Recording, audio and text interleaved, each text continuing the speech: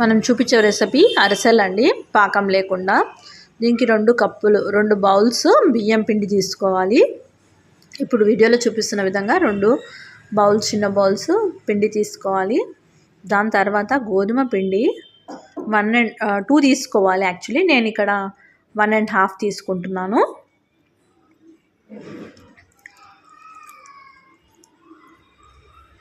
దీని తర్వాత మనము బెల్లం, దీనికి ఈక్వల్గా బెల్లం తీసుకోవచ్చు. అంటే 2 బౌల్స్ కదా, 2 బౌల్సే తీసుకోవచ్చు అనమాట. అరిసెలు చేయడం రాని వాళ్ళకి ఇది పాకంతో సంబంధం లేకుండా చేసేది అనమాట ప్రాసెస్. నేను ఈ విధంగా చేసుకుంటాను. నాకు అరిసెలు పాకం పట్టడం రాదు. సో ఈ కప్పుతో నేను, ఈ బౌల్తో నేను 3 బౌల్స్ తీసుకున్నాను. నాకు కొంచెం స్వీట్గా ఉండాలి. మీరు 2 తీసుకోవచ్చు.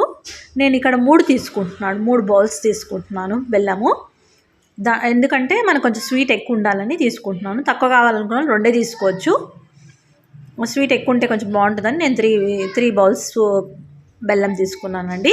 దీంట్లో 1 కప్, అంటే అదే బౌల్తో 1 కటోరా బౌల్ వాటర్ వేసుకోవాలి.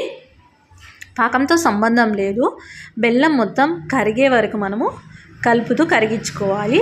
బెల్లం మొత్తం కరిగి ఇలా పాకం అంటే జస్ట్ అంతా కరిగే వరకు చూసుకోవాలి. కరగగానే మనం స్విచ్ ఆఫ్ చేసుకోవాలన్నమాట.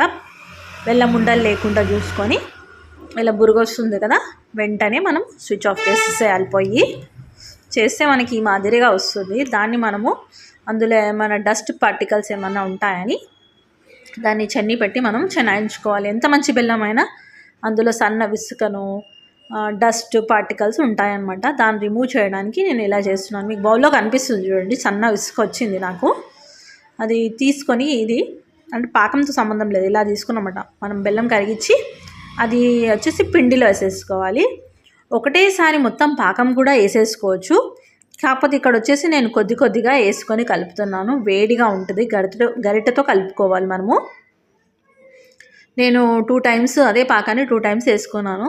ఒకటేసారి కూడా వేసుకోవచ్చు. కాకపోతే కొద్దిగా వేసుకొని కలుపుకుంటే మనకు కలుపుకోవడానికి కూడా అనుకువగా ఉంటుంది. ఈ విధంగా వీడియోలో చూపించిన విధంగా కలుపుకోవాలి. మీరు ఇలా ముద్ద అవుతుంది.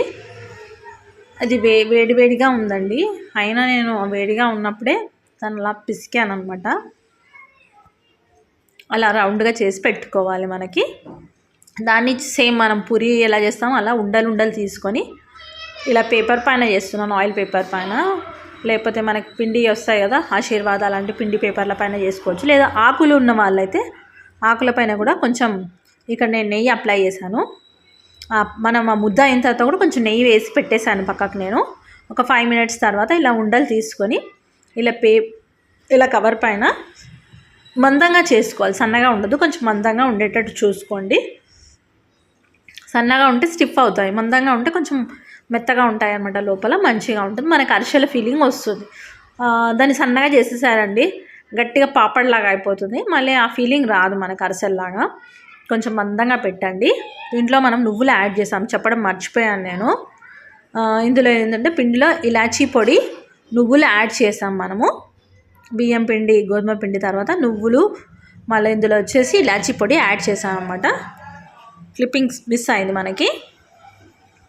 ఇప్పుడు ఇలా చేసుకొని అలా అన్నీ పక్కన పెట్టుకొని ఒకటొకటిగా 2గా వేసుకోవాలి. ఎక్కువగా వేస్తే ఆయిల్లో మనకేమవుతుందంటే అవి 2 అంటుకుపోతాయి అన్నమాట.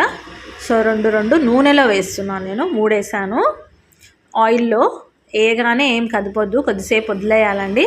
అవన్నీ మీకు తెలిసిందే అనుకోండి. సో దాన్ని టర్న్ చేసి ఒక ఫ్యూ మినిట్స్ తర్వాత బయటికి తీస్తే ఈ కలర్లో వచ్చే వరకు పెట్టుకున్నాను. మీరు ముదురు కలర్ అయినా లేత కలర్ అయినా తీసుకోవచ్చు. కాకపోతే ఇలా లావుగా ఉంటేనే మనకి సేమ్ అరిసెలు తిన్న ఫీలింగ్ వస్తుందండి. సన్నగా ఉంటే గట్టిగా అయిపోతాయి, స్టిఫ్గా అయిపోతాయి. అది వేరే టేస్ట్ వస్తుంది మనకి. ఇలా ఉండాలన్నమాట. మీకు కనుక నచ్చింది అనుకోండి, please like, share, subscribe my channel అండి. Thank you for watching. Thank you for support.